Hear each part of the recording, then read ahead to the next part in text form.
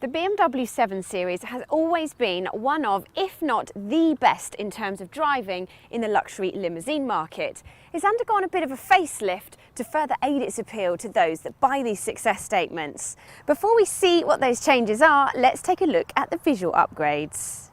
These are minimal and subtle. They include new LED headlights, revised grille with fewer slats and a reshaped front bumper. The rear sees an attractive chrome strip as the only addition. If I was being chauffeured, I would definitely be happy with the amount of room in the back here. Plenty of headroom and legroom is in abundance, so if you're 6 foot tall, there will be no complaints either. Plus, if you like your music, you will enjoy the Bang & Olufsen 16-speaker stereo system. And if you go for the rear seat entertainment package, you get these larger floating monitors. There's also a variety of buttons and switches to adjust the seats, heated, air conditioning, and if you like being in control like I do, you can even adjust the sat-nav settings. There are significant changes in the front as well, including the seats are thinner and this black panel screen replaces the traditional instrument cluster, which changes its appearance depending on what mode you're in, but we shall come back to that. First of all, let's see how it fares in terms of storage. So we've got 2 cup holders here and passes the big bottle test. And these are a few other items that you might need to carry around with you. Some chocolate, cashew nuts in case you get hungry, a kiwi because the fruit and veg shop had run out of bananas, and some hand cream. Well, it passes that with flying colours. Now it's time to take it for a drive.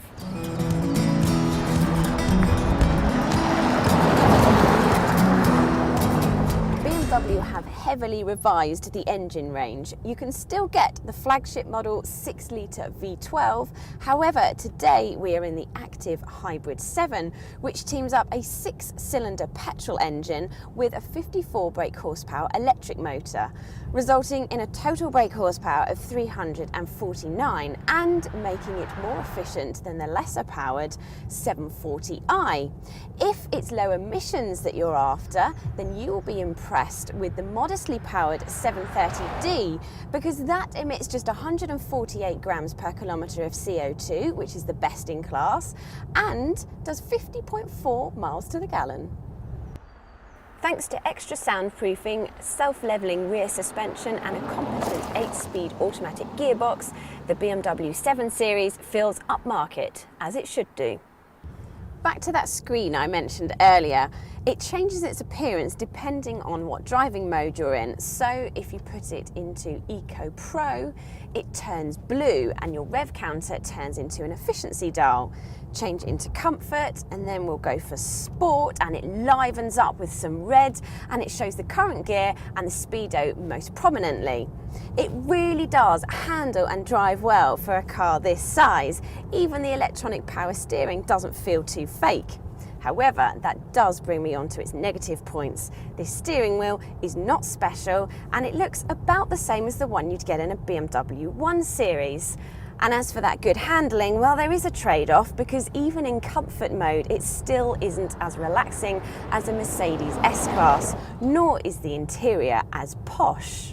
Then there's the compromised boot space in the active Hybrid 7 because of the electric motor. However, that is always going to be the case because it is the same story for the Audi A8 Hybrid and the Lexus LS 600H.